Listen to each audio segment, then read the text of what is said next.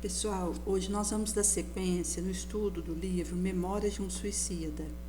Nós estamos no capítulo A Comunhão com o Alto. No recorte, onde eles chegaram ao termo da viagem, num deslumbramento, surpreenderam os olhos habituados às brumas nostálgicas do hospital. Era de fazer notar como podíamos ver melhor tudo em derredor, uma vez na terra, pois em tempo algum jamais víramos edifícios tão magnificamente engalanados de luzes, como aquela humilde habitação o era por esplendores que do alto se projetavam, envolvendo-a, em um como abraço e vibração hialina. Encimando-a, lá estava a cruz satiosa, emblema dos servos de Maria quartelados no Instituto, com as iniciais nossas conhecidas, cujas cintilações azuladas confundiam, arrebatavam. Lanceiros montavam sentinela, a pequenina mansão transformada em solar de estrelas, havendo mesmo um cordão luminoso, qual bastião que tem o significado de um lavor em relevo, especialmente em obra de ourivesaria e prataria, que retrata a flora e fauna do bestiário românico e gótico, além de combates e outros assuntos guerreiros, bestião. De flava neblina, circulando-a cuidadosamente, limitando-a da via pública em cerca de 2 metros. A um entendido, não seria difícil perceber a finalidade de tais precauções exigidas por ilustres trabalhadores do Instituto Maria de Nazaré. Não desejava intromissão no recinto de operação, nem mesmo de emanação mental heterogênea, precatando-se quanto possível da investida nociva exterior de qualquer porte. Entramos. Nossa admiração aumentava. A azáfama do plano espiritual era intensa. Quanto à parte que tocava ao homem executar, parecia diminuta, cônsono fora fácil observar. Ao ingressarmos no salão indicado por nobre acontecimento, apenas se nos depara um varão idoso, absorvido na leitura de um manual de filosofia transcendental, o qual dizia empolgá-lo, pois verdadeiramente concentrado nos pensamentos que a capitano da página sábia deixava irradiada à fronte, fagulha luminosa que muito recomendavam no conceito do invisível. Tudo indicava compreender ele a responsabilidade dos trabalhos daquela noite, que sobre seu ombro também pesava. Por isso preparava-se para, a tempo, estabelecendo corrente harmoniosa entre si próprio, seus amigos espirituais diletos. Era o diretor terrícola da casa. O quadro a contemplar, aliás, era majestoso, sugestivo. Haviam desaparecido os limites da sala dos trabalhos, como se as paredes fossem magicamente afastadas, visando dilatar o recinto. Seu lugar, víamos tribunas circulares, com feição de arquibancada, de anfiteatro para acadêmico. Nosso guia vigilante indica arquibancada e lugar a nós reservado. Obedecêramos sem relutância, ao passo que os infelizes companheiros, cujo estado grave dera razões ao trabalhoso recurso, eram pacientemente conduzidos por seus médicos assistentes e enfermeiros e colocados no primeiro plano da arquibancada, em local apropriado à sua condição. Então, ele vai explicar que o estado grave dos companheiros infelizes dera razões ao trabalhoso recurso, quais pacientemente conduzidos por respectivos médicos assistentes e enfermeiros, colocados no primeiro plano da arquibancada, em apropriado local à sua condição. Na sala já se achava reunidos elementos terrícolas selecionados para aquela noite, isto é, médios indicados, colaboradores homogêneos, de boa vontade, tomando cada um lugar conveniente. Para estes nada mais havia no tosco aposento, além das paredes brancas desadornadas, mesa que singela toalha guarnecia, papel em branco, livro, espaço, altura das mãos dos médiuns e alguns lápis. Os dotados de evidência, todavia, percebiam algo inusitado, fora de rotina. Comunicavam timidamente aos seus pares, em discretas confidências, que visitas importantes do além honrariam a casa aquela noite, seguindo-se a descrição de alguns pormenores, com presença de milícia de lanceiro, do médico com seu avental e emblema, e enfermeiro afamado, no que em verdade não era acreditado, pois ainda no primeiro decênio desse século, mesmo muitos dos espíritas mais convictos sentiam dificuldade em aceitar em Sancha de existir no espaço necessidade de militar em ação, de enfermeiro e médico, desdobrando mistério da sua magna ciência sobre o enfermo desencarnado. Nós outros, no entanto, não fora a degradante indigência que nos grilhetava a inferioridade espiritual, impossibilitando a amplitude visional que seria natural se outras fossem as nossas condições, teríamos abrangido o cenário na sua augusta realidade, em vez de percebermos palidamente o que nossos guias e mentores contemplavam em todo o esplendor da sua significação gloriosa. Ao centro do salão, destacava-se a mesa de trabalho dos colaboradores encarnados, rodeavam-na o seu presidente, com a comitiva de médios e afins, para a corrente simpática de atração.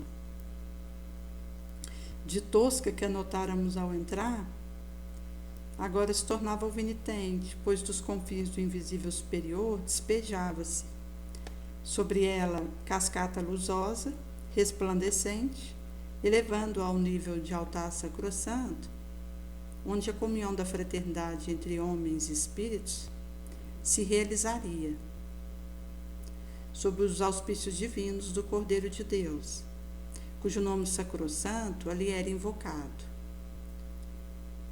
Abrangendo essa primeira corrente magnética produzida por vibração harmoniosa do encarnado, existiu uma segunda, composta por entidade formosa, translúcida, cuja feição mal podíamos fixar, tais reflexos vivos que emitiam, parecendo antes silhuetas encantadas, orladas de ar, raios cristalinos, puros, eram espíritos guias do centro visitado, protetor dos médios, assistentes familiares das pessoas presentes, que abnegadamente, talvez desde milênios, se dedicasse ao objetivo redencional.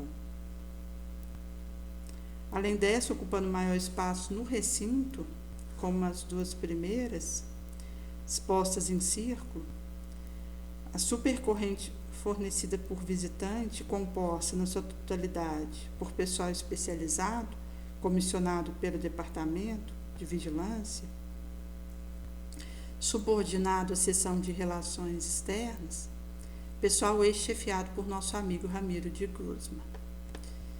A cabeceira da mesa é lugar de honra ocupado pelo diretor da casa, o qual requer do seu ocupante elevada disposição para o bem, e que para os métodos hindus usados no Instituto seria chave do círculo propício ao nobre desempenho,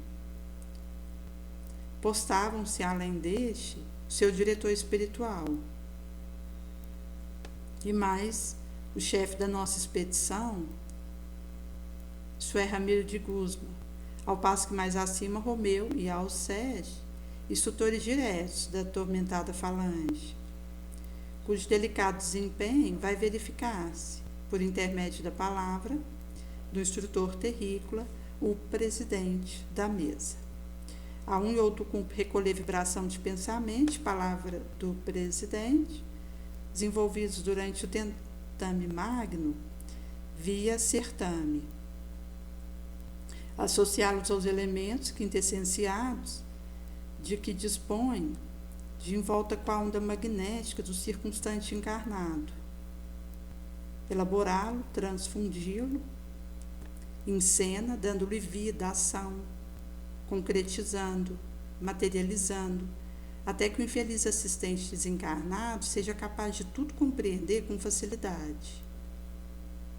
Para isso, conta com o apoio do pessoal especializado, fornecido pela vigilância, isso é, pela seção de relação externa, e concurso amoroso indispensável do gabinete científico, localizado no hospital, chefiado por Teócrito.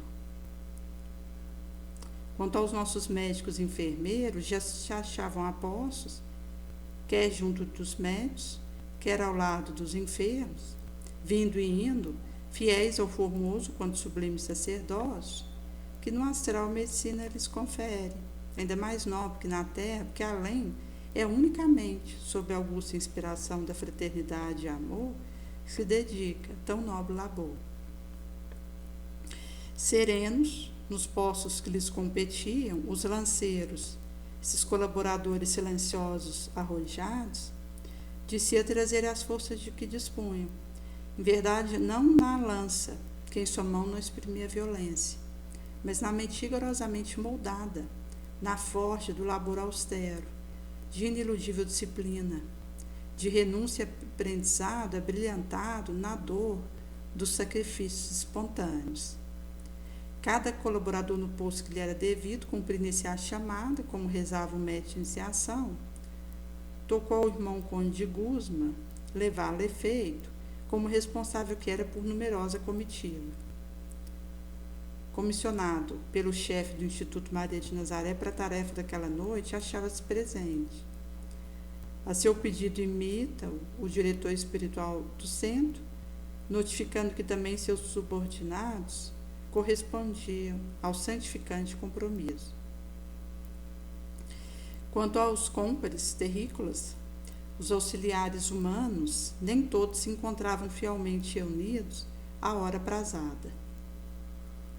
A chamada que do plano espiritual lhes era feita acusava nada menos de 3 ausentes do cumprimento do dever. Iniciaram-se finalmente trabalhos sob o nome sacrossanto do Altíssimo e vai sob a proteção solicitada do Excelso Mestre de Nazaré. Visivelmente inspirado pelo pensamento vigoroso da entidade iluminada presente, o presidente da casa desenvolve ardente prece, tocante, substanciosa, qual predispõe nossos corações ao enternecimento e fervoroso recolhimento. A proporção que orava, com maior vigor, incidia sobre a mesa rebol, nível, azulado, emanado alto, onde bênçãos quais dadivosas nos leva a imaginar lampejos do olhar caridor de Maria, a nortear seus obreiros na piedosa missão de socorrer os pobres decaídos. Supliquemos, porém, aos mentores e tutelares presentes a graça de nos conferirem por instantes o poder da visão à distância, que neles é um dos formosos atributos do progresso adquirido, o qual não possuíamos ainda, e respeitosamente acompanhamos esse cascatear azulino que engalanou a humilde sede da agremiação dos discípulos do grande iniciado Allan Kardec, a ver se conseguiremos descobrir a sua origem. Então, aqui ele vai explicando o movimento que foi acontecendo. Fomos satisfeitos em nossa pretensão, sob condição de conduzirmos o leitor no giro que empreendemos por meio de desejada investigação. Uma vez assestado, o binóculo mágico revela-nos que, sob a fulguração puríssima que visitava o tosco albergue, desapareceram os limites que o encerravam no ergástulo de simples habitação terrícola, a transfigurá-lo em alvo de radiação generosa por parte do diretor do nosso instituto. Víamos refletida na onda pulca daquela dulçorosa cintilação, reprodução do que no mesmo momento se desenrolava no gabinete secreto do templo santuário, onde se reunia responsável por quantos viviam na colônia, perante a excelsa diretora da legião. Também esses austeros mestres, portanto, estão presentes à reunião em que nos achávamos, pois que os vemos, estão como nós reunidos em torno a uma mesa augusta, alvinitente, a mesa da comunhão com o mais alto, altar venerável, que testemunha todos os dias sua manifestação elevada de idealista, investigação profunda de cientista cristianizado a respeito da criação divina e do grave problema referente ao gênero humano, sua vibração fervorosa de amor, respeito ao onipotente Pai e ao próximo. São 12 varões belos, nobres, cuja idade à primeira vista se não poderia calcular, mas que exame mais circunstanciado revelaria que bem poderia ser a que lhes fosse mais grata ao coração, às recordações. Das mentes pensadoras e graves, assim como do coração generoso, cintilas argênteas irradiam, testemunhando a grande firmeza dos princípios virtuosos que os impulsionam. Não vemos assistentes para a reunião que efetuam, estão sós, isolados no cenáculo, santificado pela vibração da prece que de sua alma extrai, arrebatado pela fé. Nem mesmo os discípulos imediatos que diariamente cooperam para o progresso e bem-estar da colônia são admitidos naquele segredo. A reunião é íntima só deles. Precisam da mais sólida homogeneidade que poderão dispor suas forças assestadas para o sentido do bem, pois urge manutenção da harmonia geral da Assembleia, que ousara reunir sob o nome do Criador Supremo do Universo e às vistas do seu unigênito, cuja presença fora solicitada ardentemente ao se iniciar os trabalhos. Perante Maria são eles os responsáveis pelo que se passar na tenda Milma, dos discípulos de Allan Kardec, no cimo do qual se assentou o emblema da sua legião.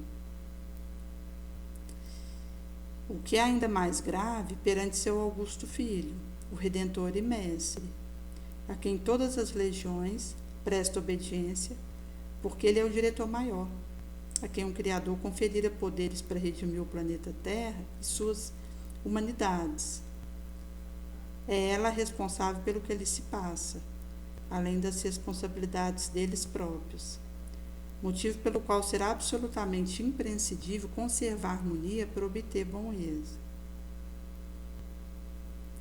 Para que o Mestre amado seja ainda uma vez glorificado, para que seu nome excelso não sirva de pretexto para a leviana realização, para que se não cometa sacrilégio de fazer degenerar, em simples fórmula banal, a invocação feita ao Cordeiro Imaculado de Deus, para que esteja presente nos ditos trabalhos e para que seja real sua presença, espírito e verdade, no santuário dos seguidores de Kardec, visitado por seus pupilos.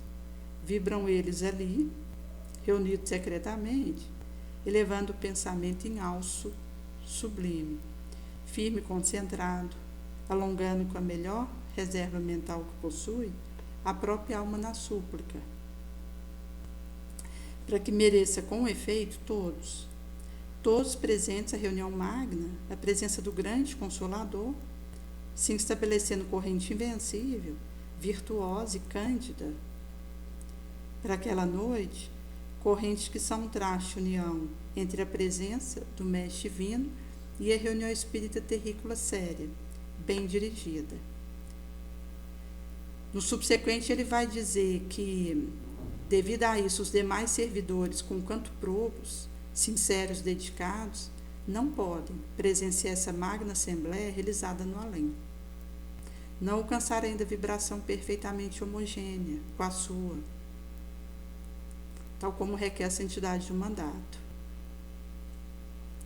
É nesse sentido que, na vasta colonização do Instituto Maria de Nazaré, apenas esses 12 mestres de iniciação se apresentam perfeitamente idênticos, qualidades morais, graus de virtude, ciência, estado de espiritualização, para a comunhão no ágape sublime que efetuam.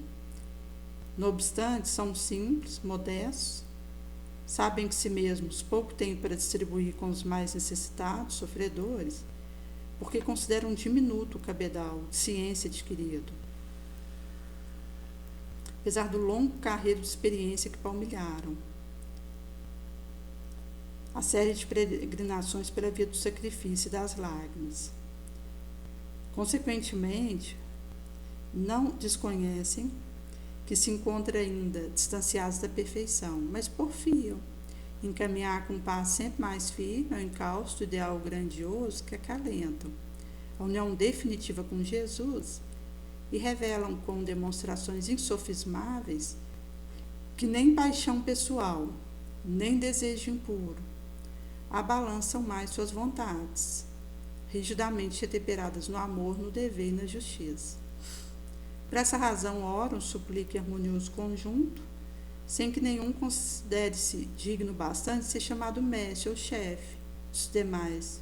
Só sabe a que deve servir, porque não passam de servos de uma corporação grande, em que a lei é o amor ao próximo, justiça, devotamento às causas generosas, abnegação, trabalho, progresso para conquistar o melhor. Para eles, o verdadeiro chefe, o mestre, é Jesus de Nazaré. Como tal, honram, respeitosamente o invocam, sempre que as circunstâncias o requeiram. Como servos, como discípulos subordinados, desejam praticações dignificantes, alcançando mérito, a fim de se elevar no conceito do amado Senhor. É nesse sentido que o desejo é dessa prática do bem, dignificante, dignificadora, visto que esse nível de consciência que eles trazem são espíritos que têm como único objetivo a sementeira do amor. Não desvia um instante sequer disso. Acreditam fervorosamente que o magno instrutor, a quem implora assistência e proteção, não desatendera as invocações extraídas dos recônditos, mais sensíveis dos seus espíritos. Antes descera, misericordioso e eterno como sempre, não apenas até o santuário hialino, onde só eles penetram, mas também a humilde choça em que se efetuara o divino banquete da fraternidade, a qual também concorreram pobres indivíduos ainda encarnados, arrastando-se penosamente, esses homens e mulheres, pelos cartos das provações, para aprendizados redentores. Nesse arrasto penoso, atesta o torrente da luz sideral que a santificara. A certeza da presença de Jesus nas reuniões engrandecidas por virtudes e dispositivos morais e intelectuais de seus orientadores, quer encarnados, quer desencarnados, provém do fato de jamais saber distinguir da solução espiritual miríficas, expressões daquela voz amorosa, inesquecível e sublime, firmando a imortal promessa. Qualquer lugar onde se achar duas ou mais pessoas reunidas em meu nome, eu estarei entre elas. Mateus 18:20. Como só ia acontecer em reunião legítima da iniciação espírita cristã, cujo princípio elevado impõe como base inalienável para o seu adepto a autorreforma mental, moral, naquela noite memorável, para todos da minha sinistra falange, foi escolhido o tema evangélico, a ser estudado e comentado. Como vemos, o ensino era fornecido pelo mestre, ele considerado lente magnífico, presidente de honra, cujas lições levantavam o pedestal de tudo o que se desenrolaria. Foi iniciada, pois, leitura do Evangelho, seguindo-se de formosa explanação fecunda do presidente terrícola, parábolas elucidativas, ação magnânima, caridosa, promessa inolvidável, mais uma vez enternece o coração dos aprendizes da escola de Kardec que circulavam à mesa, repercutindo gratamente pela primeira vez no íntimo de cada qual nós o divino convite para a redenção, pois até então não ouvíramos ainda dissertações congêneres.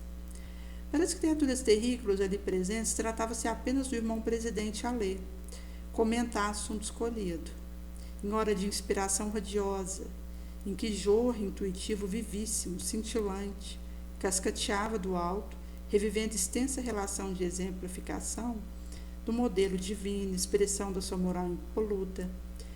Para os espíritos que se aglomeravam no recinto, porém, invisíveis à quase totalidade dos circunstantes humanos, particularmente para os desditosos, para ali forem encaminhados a fim de se esclarecerem, havia muito mais que isso. Para eles são figuras, vultos, sequências a se agitar a cada frase do orador.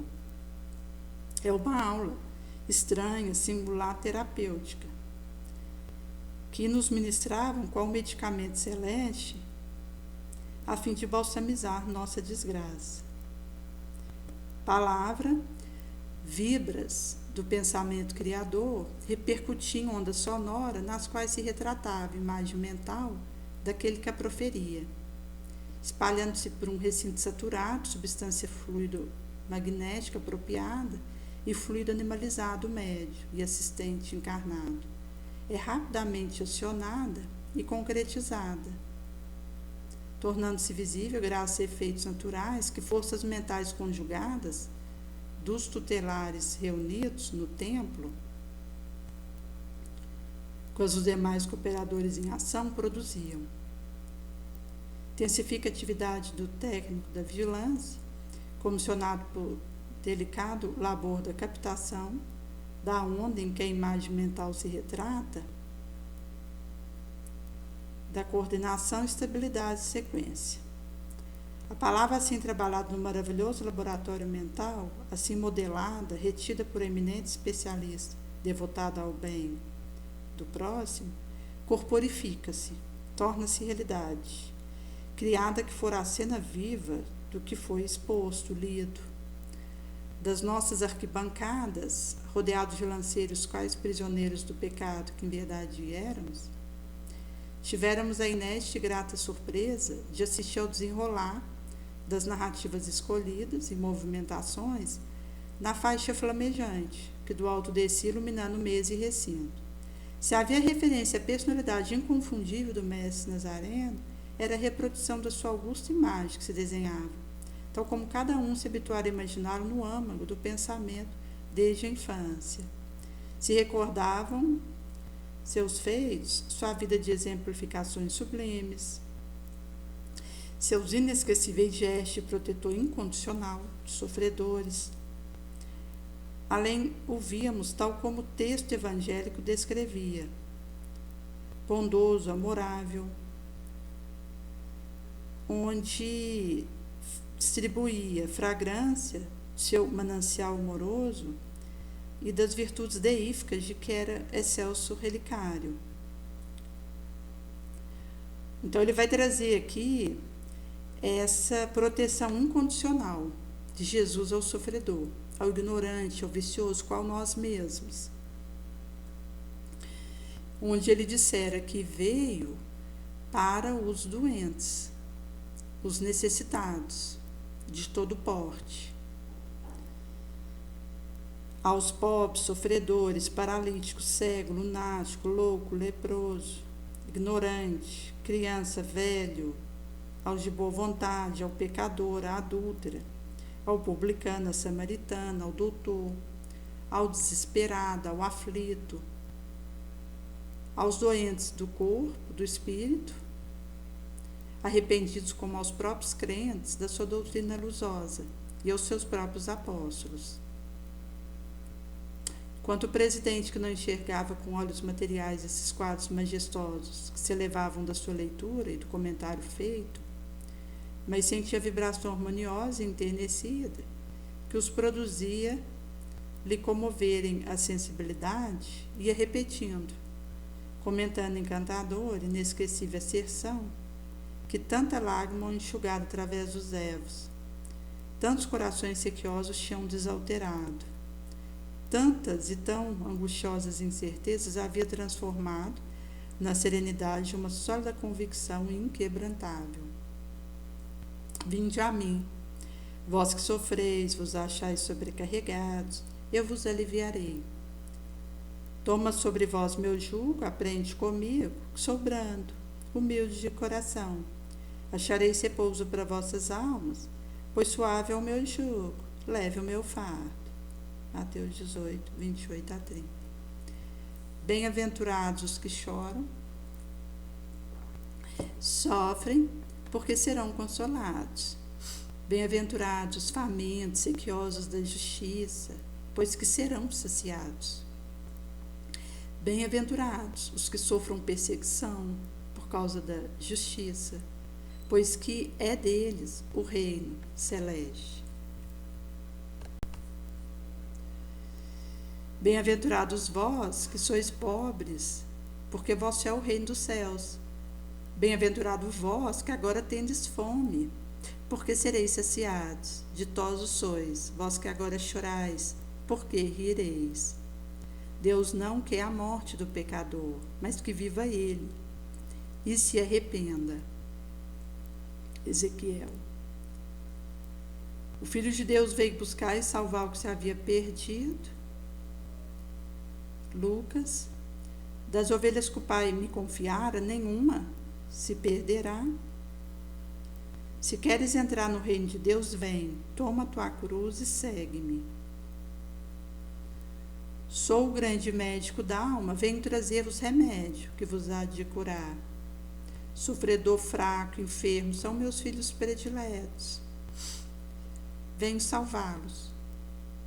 Vinde, pois, a mim, vós que sofreis e vos achais oprimidos. Sereis consolados, aliviados. Venho instruir, consolar pobres, deserdado. Venho dizer-lhe que eleve a sua resignação ao nível das suas provas, que chorem, porquanto a dor fora sagrada no jardim das oliveiras, mas que esperem, pois que também a eles, os anjos consoladores, lhes virão enxugar suas respectivas lágrimas. Vossas almas, porém, não estão esquecidas.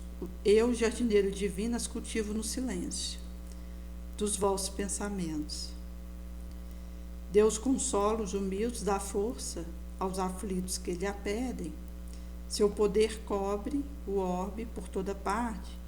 Junto de cada lágrima colocar a ele um bálsamo que consola. Nada fica perdido no reino do nosso Pai. Vossos sores e misérias formam o tesouro que vos tornará ricos nas esferas superiores, onde a luz substitui a treva, onde o mal desnudo, dentre todos vós, será talvez o mais resplandecente. Então, ele vai dizer que nada se perde no reino de Deus, as nossas misérias e suores formam esse tesouro que nos torna rico nas esferas superiores, onde está o nosso entesouramento, ali estará o nosso coração, onde a luz substituirá a treva e onde o mais desnudo dentre todos será talvez o mais resplandecente, que é a comunicação do Espírito de verdade no Evangelho segundo o Espiritismo. E era um desfilar empolgante de cenas, das quais o Consolador amável destacava-se irradiando, convite irresistível a nós outros. Répubros, sofredores, desesperançados, enquanto o orador rememorava divinas ações por ele praticadas. Religioso silêncio presidia a arquibancada. Frêmito, de emoção desconhecida acendia na profundeza sensível do nosso espírito. atribulado, triste. Uma alvorada confiançosa, prelúdio prometedor da fé que nos deveria impulsionar para o labor salvacional. Suspenso pelo interesse do ensinamento poderosamente sedutor, fitáramos embevecidos aqueles quadros sugestivos,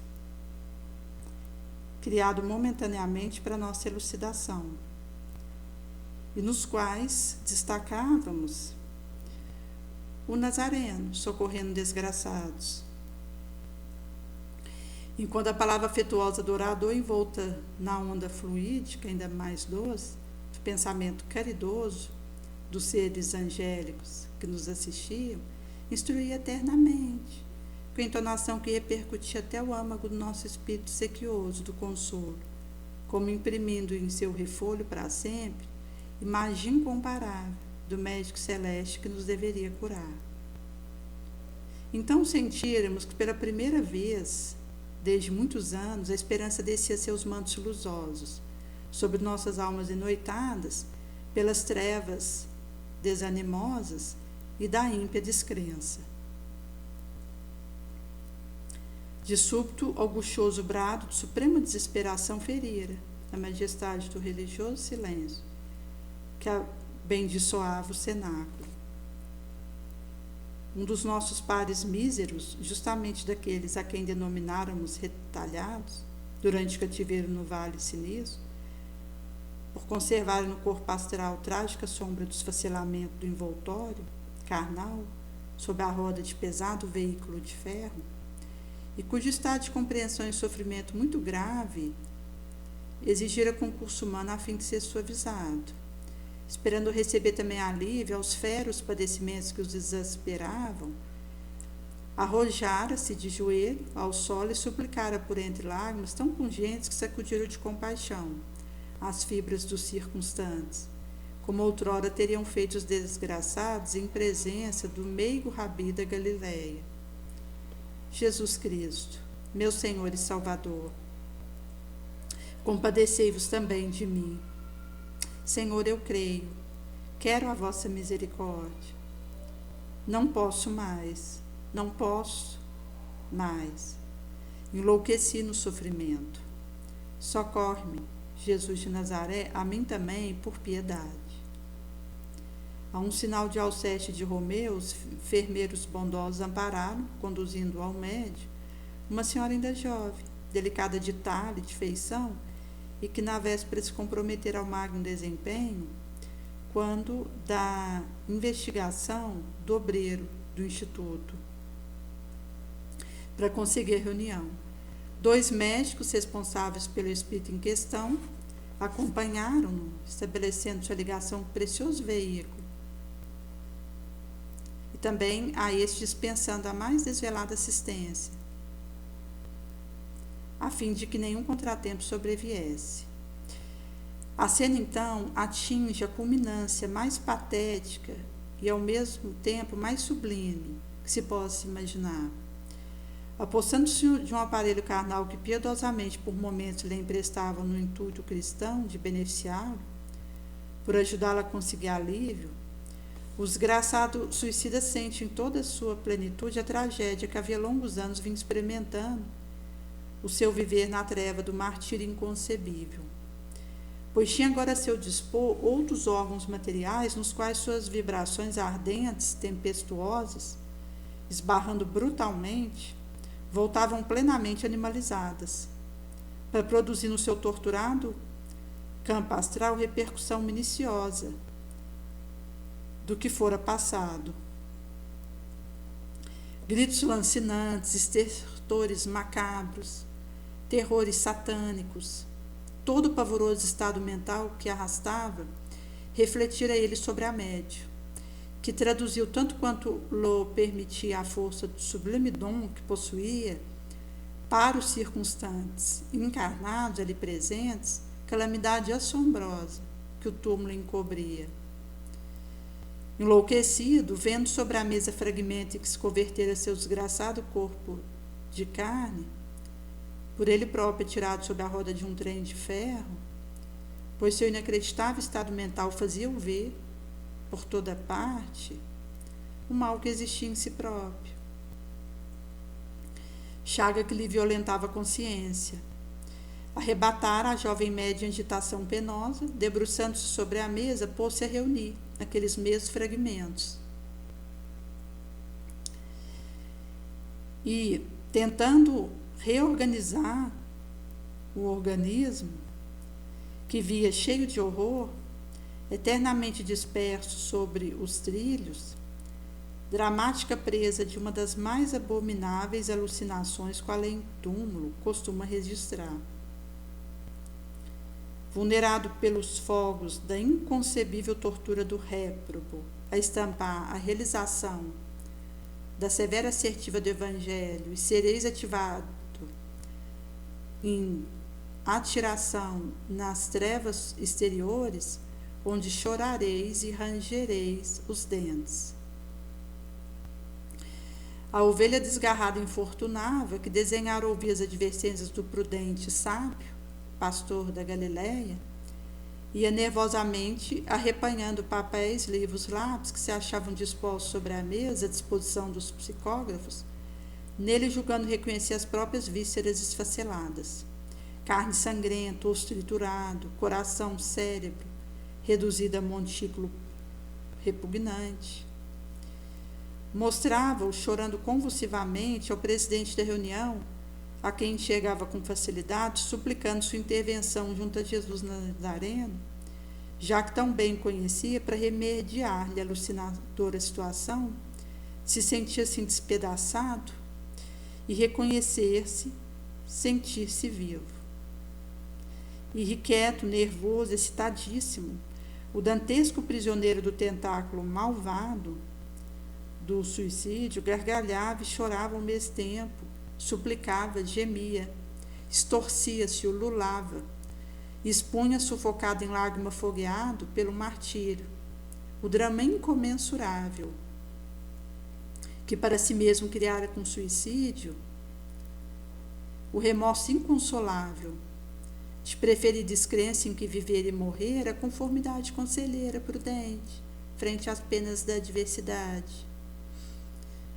Pois reconheci agora tardiamente que todos os dramas da vida terrícola apresenta são meros contratempos passáveis, contrariedades banais, comparados aos monstruosos sofrimentos originários do suicídio,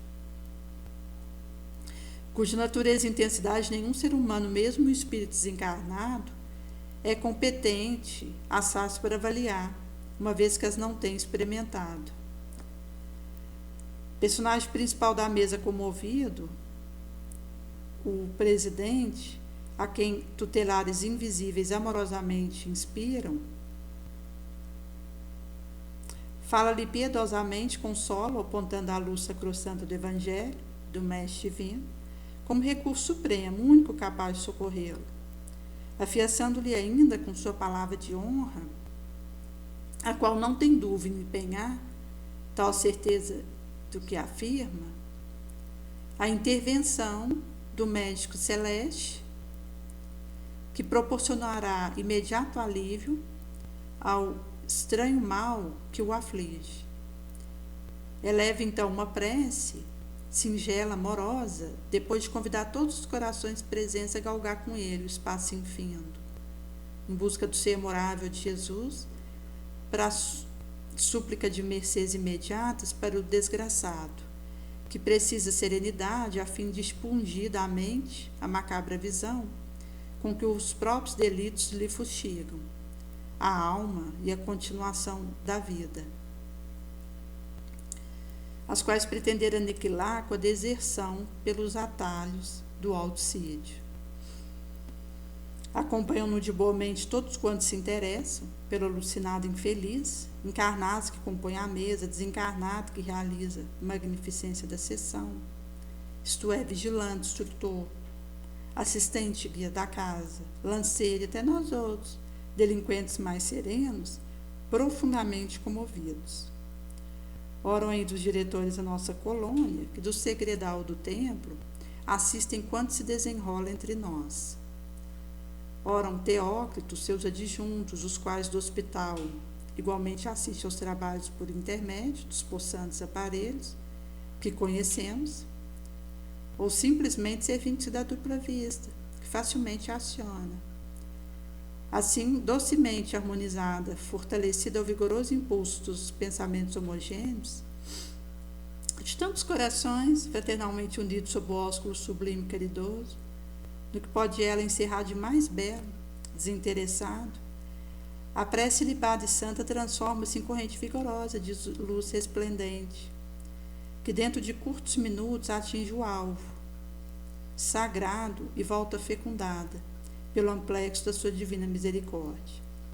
Cada pensamento que se unifica aos demais em anseios compassivos, cada expressão caridosa extraída do coração, que subia à procura do Pai Altíssimo em favor do ferreteado infeliz pelo suicídio, que precisara do concurso humano para se adaptar ao túmulo, são vozes a lhe segredarem esperanças, bálsamos fecundos inestimáveis a gotejar, tréguas, vislumbre de bonança na cruenta tempestade que sacode seu espírito ergastulado na desgraça. Após a prece, segue-se silêncio impressionante, como só existiria sobre a terra outrora, durante a prática dos mistérios, nos santuários dos templos antigos de ciências orientais. Todos concentrados.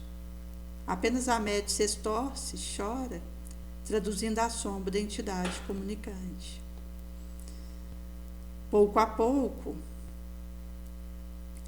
sem que uma palavra tornasse a ser proferida, e enquanto apenas as forças mentais de desencarnados, conjugadas com as de encarnados mourejavam, efetivava-se a divina intervenção, e não desenharemos descrevê-la, digno que é o seu transcendentalismo da nossa, ora, apreciação.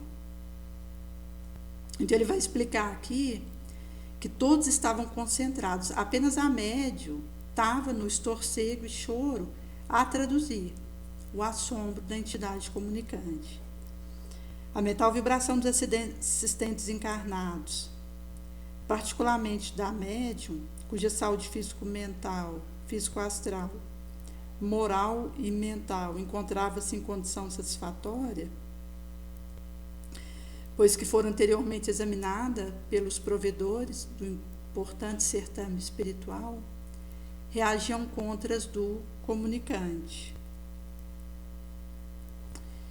que, viciadas, enfermas, descontroladas positivamente, investia violentamente sobre aquelas, como ondas revoltas, de imensa torrente que se despejasse abruptamente no seio esmeraldino do oceano, formoso, sobranceiro, refletindo em esplendor do firmamento ensolarado. Estabelece-se assim luta árdua na realização de sublime operação psíquica, vez que influenciação saudável, fluido magnético mesclado de essência espiritual aconselhável no caso, fornecido pela médium e pelos guias assistentes, deveria impor-se e domar as emitidas pela sofredora entidade, capaz de algo produzir distante do inferior. A corrente poderosa, pouco a pouco, apresenta fruto salutar que era de esperar, dominando suavemente a vibração nefasta do suicida, depois de passar pelo áureo veículo mediúnico, o qual, materializando-a, adaptando-a em afinidades com o paciente, tornava assimilável por este, cujo envoltório astral fortemente se ressentia das impressões animalizadas deixadas pelo corpo carnal, que se extinguia sob a pedra sepulcral. Eram como que compressas anestesiantes que se aplicassem na organização fluídica do penitente, suavizando-lhe o efervescer das múltiplas excitações, a fim de torná-las em condição de suportar a verdadeira terapêutica requisitada pelo melindroso caso. Era como sedativo divino que gotejasse piedosamente virtude alina sob sua chaga anímica. Por meio do filtro humano, representado pelo magnetismo mediúnico, sem o qual o infeliz não assimilaria de alguma forma nenhum benefício que lhe desejasse aplicar. Era como transfusão de sangue moribundo, que voltasse a viver, após ter se encontrado à borda tumular. Filtração de essências preciosas que a médium recebia do alto, ou dos mentores presentes, em abundância, transmitindo em seguida ao padecente. Lentamente a médium se aquieta, porque o desgraçado retalhado se acalmara, já não via reflexos mentais do ato temerário, o que equivale a adiantar que desaparecera a satânica visão de fragmentos do próprio corpo, que vão tentar a recolher para recompor. Sensação grata de alívio perpassava suas fibras perispirituais doloridas pelos amargores longamente suportados. Continuava o silêncio augusto, propício à revelação do Surosa e material do amparo maternal de Maria, da misericórdia inefável do seu Filho Imaculado. Pelo recinto repercutia ainda a tonalidade blandiciosa da melodia evangélica, que cavatina sideral, arpejando esperança, quais: vinde a mim, vós que sofreis e vos achais sobrecarregados, e eu vos aliviarei. Enquanto ele chorava em grande desabafo, entrevendo em Sancha de melhor situação. Suas lágrimas, porém, já não traduziam estertor violento do início, mas de expressão agradecida de quem sente a beneficente intervenção.